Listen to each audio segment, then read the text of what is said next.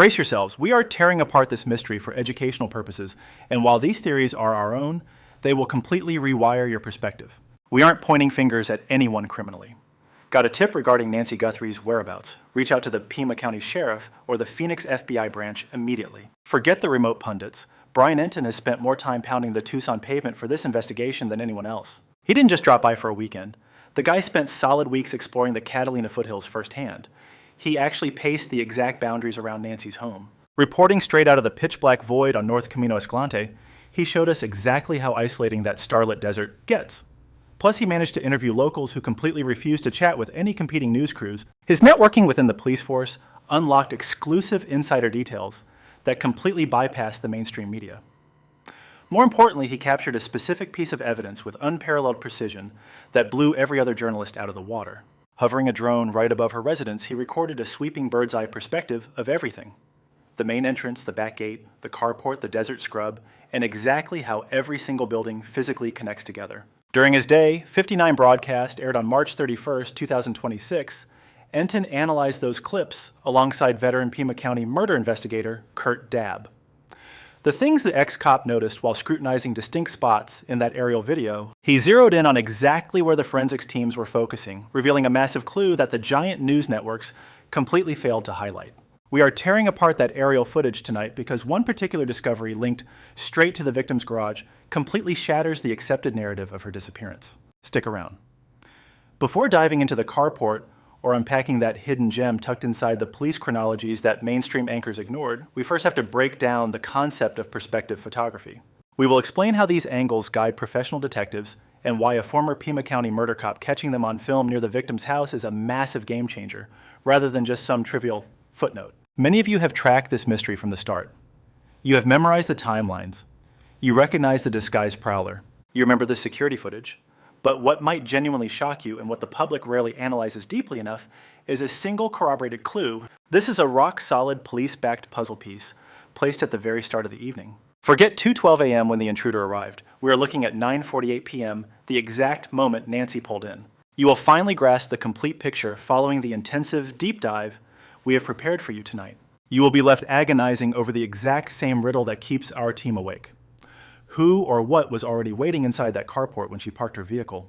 According to the lead journalist, we have to kick things off with Brian Entin since his exclusive reach forms the backbone of tonight's analysis. He operates as a top-tier investigative journalist representing News Nation. He practically lived in Tucson to track these clues from the absolute inception of the manhunt. And using the phrase boots on the ground isn't an exaggeration either. The guy was out there face-to-face earning the trust of local residents and confidential informants. He forged community ties on a level that completely outshines the lazy journalism done via Zoom calls or corporate studio broadcasts. Spending months rubbing elbows with the locals unlocks closed doors that desk jockeys will never open. You figure out the area's rhythm. You memorize the layout.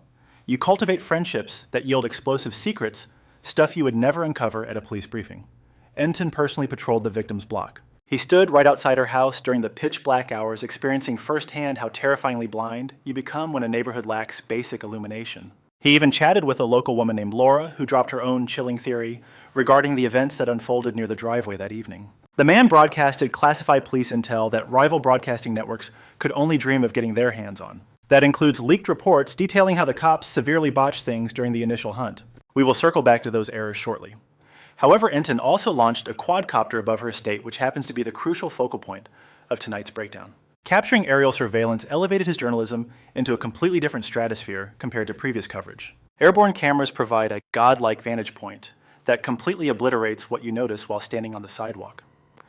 Walking up to a house only reveals the facade. You catch the parking pad, the porch, the bushes, and the entryway. Yet ground-level observation completely hides the actual geometric layout connecting the outbuildings together. You lose the distance between the shed and the back door. The hidden walkways remain invisible. You miss the exact viewing angles, like knowing what a witness spots from spot A versus the blind spots at point B. But a helicopter shot reveals everything. It hands you the ultimate top-down blueprint, the true physical anatomy of the attack. Furthermore, when a seasoned detective reviews an aerial sweep of a murder location, they aren't looking at real estate listings. They analyze it as a tactical battleground map. They spot the forensic flags. They notice where the evidence cameras were set up. They instantly read the breadcrumbs left by the forensic teams who scoured the dirt long before anyone pushed record on a remote controller.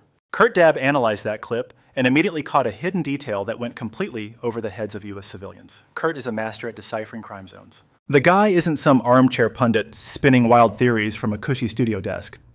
He actually worked as a veteran murder investigator for Pima County.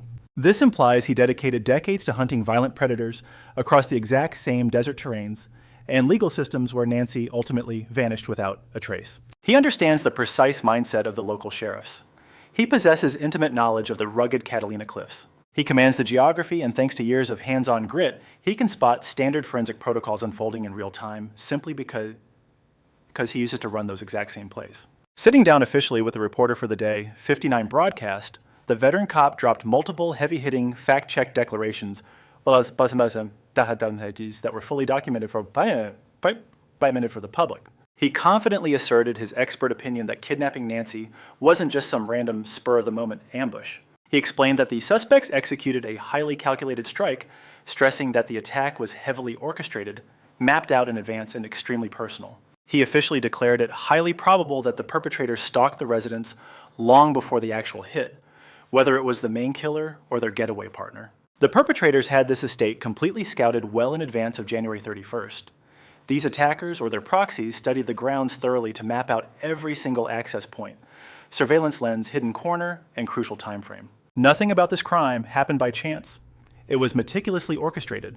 The expert concluded that a team pulled this off, estimating a highly coordinated crew consisting of 2 to 4 suspects. His logic made perfect sense. Forcefully extracting an 84-year-old victim from her residence while maintaining absolute control over the environment to prevent any signs of a struggle is remarkably demanding. Slipping away silently through a quiet suburban community, unnoticed, requires a level of sophistication far beyond the capabilities of a lone wolf. One person simply cannot juggle those compounding risks or manage such a vast area simultaneously.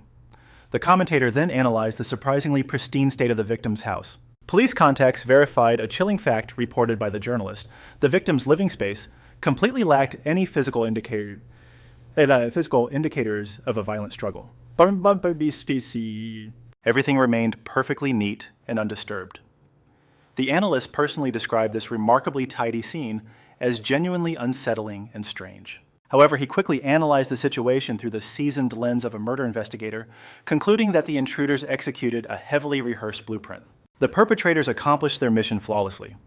A spotless house does not imply peace, rather it highlights the terrifying efficiency and precision of their coordinated strike. We must delve into viewpoint photography, a specialized forensic method spotted within the aerial video. Grasping this concept is absolutely vital for comprehending how detectives rebuild the timeline of a brutal attack. This type of forensic image is captured from an exact vantage point to record precisely what an individual stationed there could witness while the incident unfolded. Cops are not just snapping pictures of the current environment. They are actively simulating a suspect's direct line of sight. Crime scene technicians place their lenses at the precise elevation and trajectory matching where a theoretical person of interest stood. They might simulate someone tucked behind a building's edge, crouching near the pavement, lurking beside a threshold, or waiting by the carport. The authorities capture that specific field of vision to answer crucial questions. What details were clearly exposed? What visual barriers existed? Would someone hiding in that spot notice a car rolling up the path? Were the main doors visible? Was the main road within their scope? Did this vantage point offer perfect surveillance while keeping the watcher hidden? Standard evidence collection rarely involves these specialized visual reconstructions. Normal police photos capture objective reality. Viewpoint imagery fundamentally simulates a subjective human gaze. This difference is incredibly significant because detectives only utilize this method after developing a solid hypothesis regarding exactly where an assailant waited during a critical second. Authorities aren't just fishing for clues with these pictures.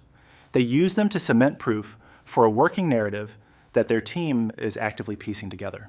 The expert reviewed the aerial media and immediately spotted markers indicating that viewpoint photography occurred at targeted zones across the victim's estate. Especially near the vehicle storage structure, he instantly recognized the unspoken forensic code, signifying that law enforcement possessed a very strong working hypothesis. Authorities were confident about a suspect's exact hiding spot and began systematically gathering photographic proof. Consider the heavy implications of the analyst sharing with the reporter during day 59 of the broadcast that the co-conspirators were likely murdered to guarantee their silence.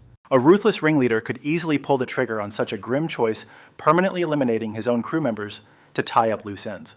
He literally stated that the mastermind behind this syndicate would face minimal psychological hurdles in executing his own accomplices to protect the secret. While presented purely as a professional deduction rather than hard evidence, this grim theory perfectly aligns with the highly tactical scenario he previously outlined. Any crew of 2 to 4 perpetrators capable of orchestrating such a fiercely disciplined and intricate kidnapping plot is extremely dangerous. Striking with surgical precision, leaving zero domestic disturbance, and running advanced reconnaissance absolutely proves this wasn't an amateur crew acting on impulse. This represents a highly structured syndicate, and such professional rings inherently recognize that surviving team members become massive liabilities after completing high-stakes jobs. Why does this matter? It reveals the terrifyingly high skill ceiling of these particular suspects, proving the analyst isn't discussing chaotic street thugs. We are evaluating masterminds who flawlessly plotted the snatching of an 84-year-old victim right out of her exclusive, heavily secured residential community. They pulled off a ghost-like extraction with zero indoor clues, vanishing entirely despite a $1 million bounty, massive federal involvement, and endless months of aggressive detective operations. Such elite tactical proficiency completely flips the narrative regarding the carport area, forcing investigators to ask entirely different questions about the timeline. Nobody's wondering if a random drifter simply found a lucky opening while wandering past the victim's pavement. The real puzzle is determining if an attacker who intensely stalked the grounds and memorized every single architectural detail laid a calculated trap. Did this stalker, fully aware of all entry paths, intentionally plant themselves in a strategic ambush spot long before the victim ever pulled up? That specific 2-minute gap involving the automatic bay entrance wasn't a fluke. It functioned as a carefully calibrated phase of their assault. When law enforcement snapped those viewpoint photographs near the parking bays, they were actively rebuilding the precise visual angles of the crime. Pinpointing those coordinates solidifies their theory, providing concrete documentation of how the killer's premeditated surveillance post practically functioned in real time. Let's examine the rugged terrain. The target's residence rests deep within the Catalina Foothills, tucked away near East Skyline Drive and North Campbell Avenue, just above Tucson. It is a notoriously shadowy enclave without public lamps, where the wild desert constantly encroaches upon the borders. With the Santa Catalina Mountains behind these isolated estates, offer immense physical cover for creeping intruders. Navigating the brush-heavy perimeter under darkness virtually guarantees that residents won't spot suspicious activity, leaving only the main porch lens as a deterrent. Detectives proved this specific device was sabotaged during the early hours of February 1st, though tech specialists eventually salvaged the digital evidence directly from Google's servers. Everyone is completely obsessed with the front door of this house. Reporters keep fixating on that creepy masked suspect, blocking the security lens with a gloved hand, completely ignoring the back entryway. During her first television sit-down with Hoda Kotb since the tragic disappearance, Savannah Guthrie confirmed a massive bombshell regarding those rear exits. Family members discovered those back exits wedged ajar upon arriving that fateful morning.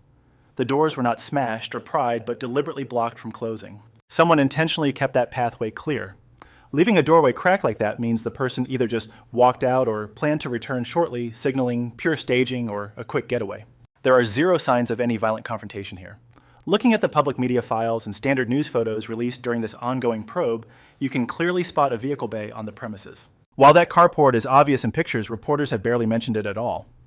However, once you look at the aerial drone footage captured by the Entin broadcasting team, everything shifts. Suddenly, the exact layout connecting the parking area to the back door and surrounding walkways makes perfect sense. These critical angles are completely invisible when you only look at standard street-level pictures. Furthermore, an empty parcel of land sits right next door. This empty space creates a massive vulnerability where local security cameras simply cannot see anything happening. Any stalker tracking this residence would immediately realize the tactical advantage of that empty plot. Sneaking up through that specific blind spot toward the backyard practically guarantees avoiding detection from the street.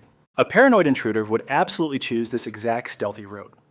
The lead investigator openly stated that the perpetrator definitely scouted the community and planned their precise movements well before striking. As an experienced murder investigator, he strongly believes the killer thoroughly studied the area beforehand. The suspect undeniably mapped out every single geographical advantage this property offered. That empty field, the hidden angles, the back doors, the vehicle bay, and the shadowed walkway are deeply connected. You simply cannot treat these elements as random coincidences in this mystery. All these clues point to a predator who meticulously memorized the terrain prior to the attack.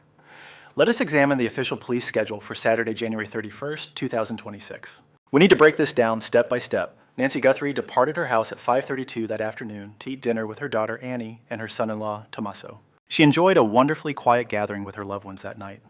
According to everyone there, it felt completely ordinary without a single red flag or hint of incoming danger. She made plans for a virtual religious broadcast the very next morning, but tragically never appeared for that Sunday service.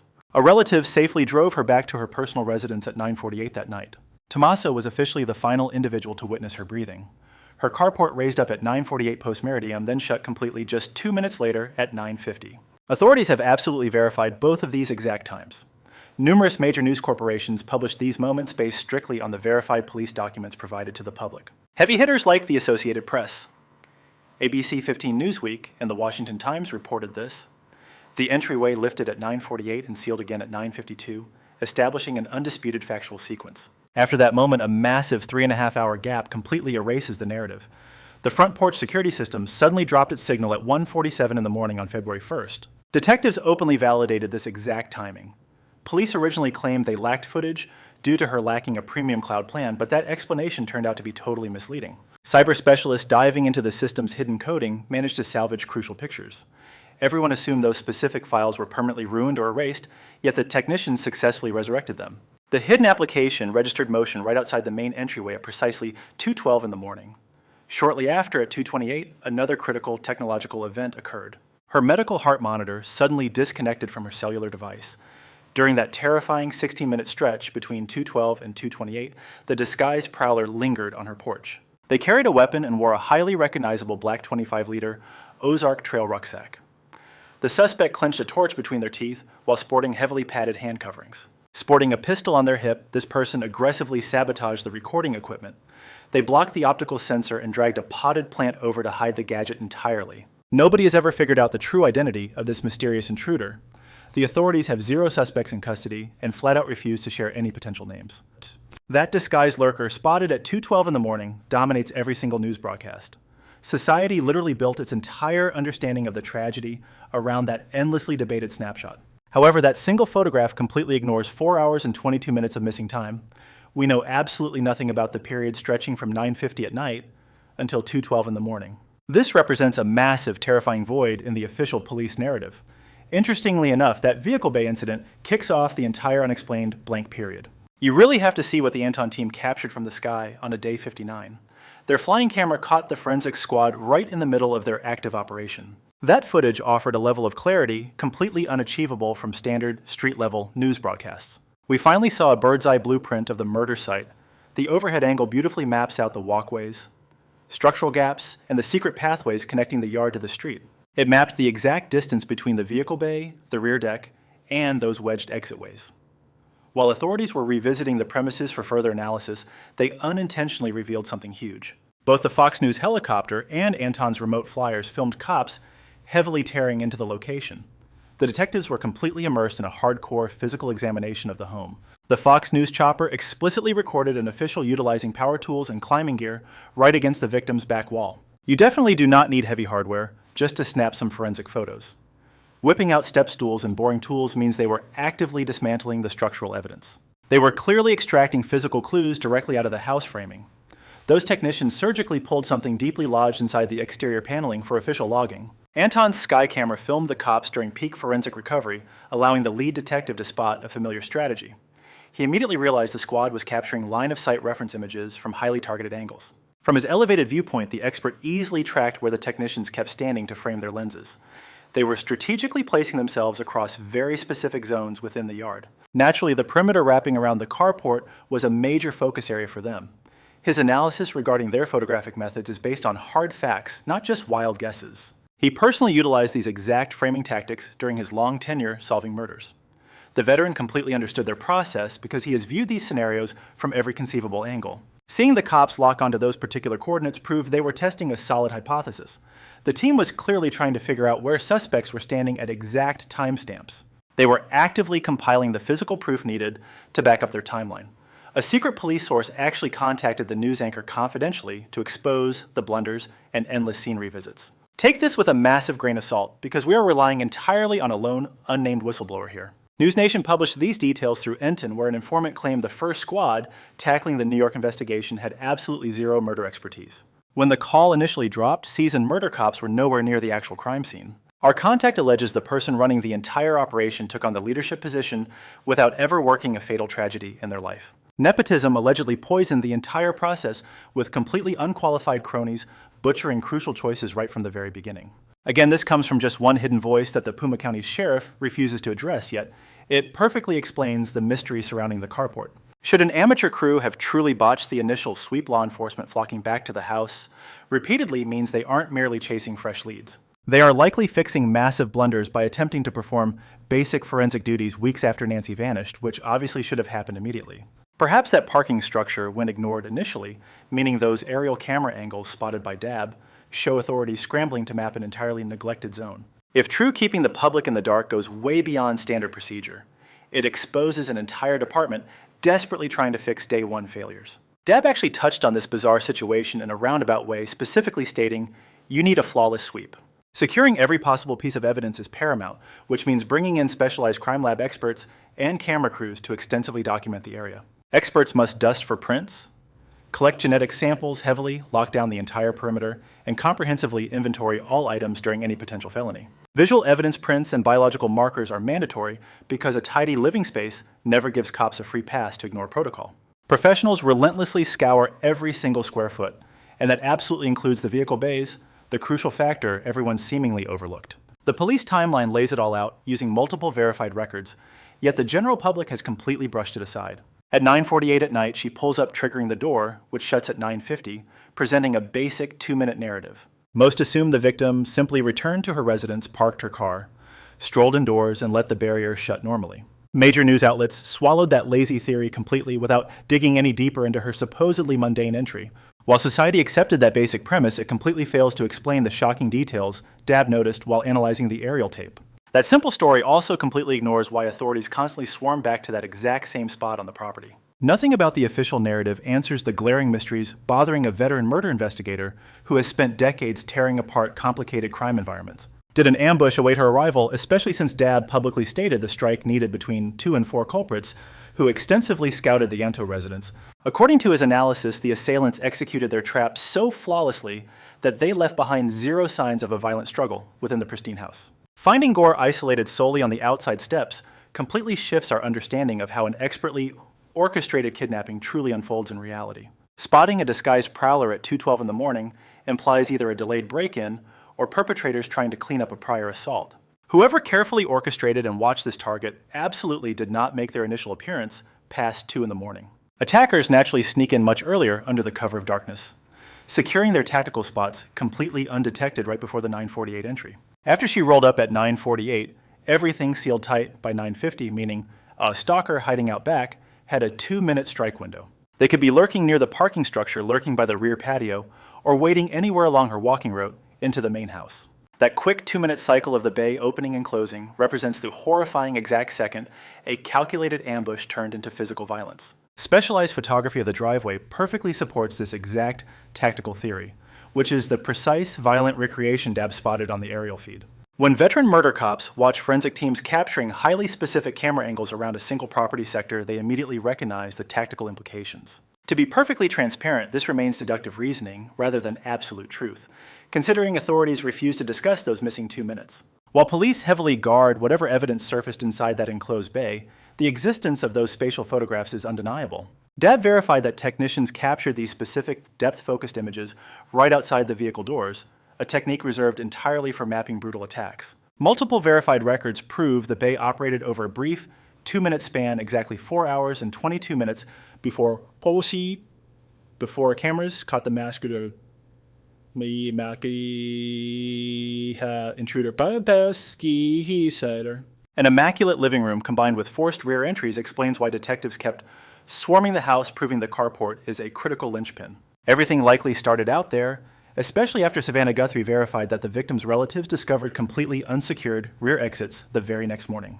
The absolute lack of answers baffled everyone seeing as New York left her mobile device and handbag sitting peacefully untouched. Relatives initially wondered if paramedics rushed Nancy to a hospital because the pristine living quarters showed absolutely zero markers of a violent struggle. With the gory evidence restricted entirely to the exterior patio, investigators face a spotless indoor zone paired with completely compromised backways.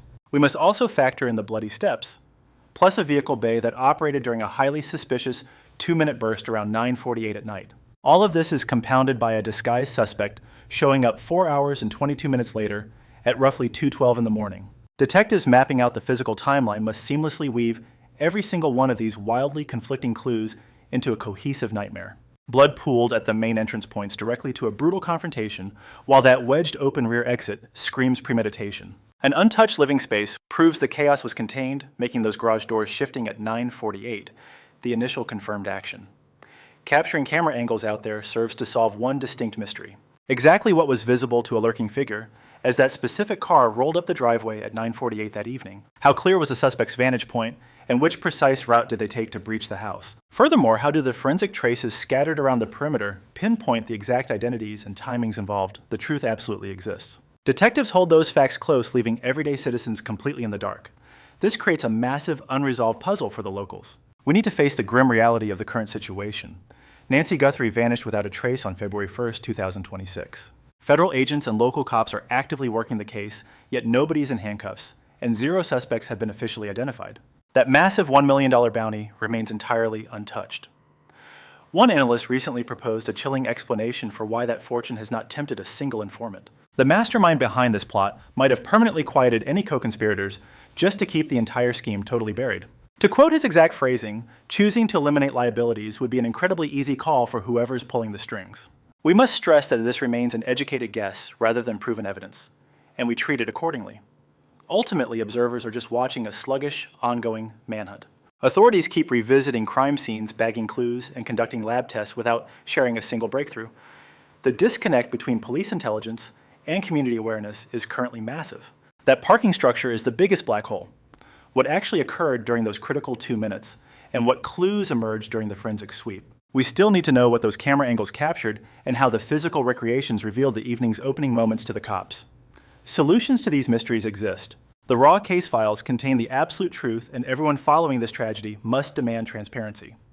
Who or what was waiting in the shadows when Nancy pulled in? Anyone tracking the Day 59 aerial broadcast who spots a hidden detail tying back to our recent analysis needs to speak up. Drop your thoughts down below if your perspective on the layout has suddenly shifted. Internet sleuths right here have successfully flagged crucial clues for the authorities before. Keep digging because your insight counts. Our victim vanished on February 1st, 2026 at 84 years of age, leaving behind a desperate congregation and grieving loved ones. Got a viable tip? Reach out to Pima County deputies at 520-35149 or alert the federal agents in Phoenix. We created this broadcast strictly for learning analysis and spreading factual awareness. Every personal theory shared here belongs solely to our team, meaning nothing we discuss should be treated as an official police verdict. Any statement labeled as a fact comes straight from legitimate documentation or identified experts available at the time of recording. We explicitly flag any rumors coming from anonymous insiders during the show, and we absolutely never point fingers at anyone as a suspected criminal. This entire presentation was designed to completely avoid getting in the way of the active detective work. Please check the latest press releases from local law enforcement and federal bureaus to get the most accurate updates. Relatives of the victim have not vetted our commentary. Anyone holding secrets about this tragedy must dial the local sheriff at 520-35149 or the federal crisis line at 180-call FBI. From the content, one powerful educational message emerges: the search for truth requires persistence, responsibility, and collective awareness. In a world filled with noise, assumptions, and quick judgments, this story reminds us that real understanding doesn't come from speculation. It comes from effort, patience, and integrity. The journalist didn't rely on rumors or distant commentary. Instead, he walked the ground, spoke to people directly, and carefully observed the environment. That dedication reflects a deeper lesson. Truth is earned, not assumed. At the same time, there is a strong call for community responsibility. When something is wrong, when someone is missing or in danger, it is not just the job of authorities. Every individual becomes part of the solution. Speaking up, sharing information, and staying alert can make the difference between silence and justice. Emotionally, this reminds us that behind every investigation is a real human story. A person, a family, a life disrupted. It urges us to stay compassionate, to care, and to never treat such situations as mere entertainment. Ultimately, the lesson is clear: be curious, be responsible, and be human. Truth matters, and so does the role each of us plays in uncovering it.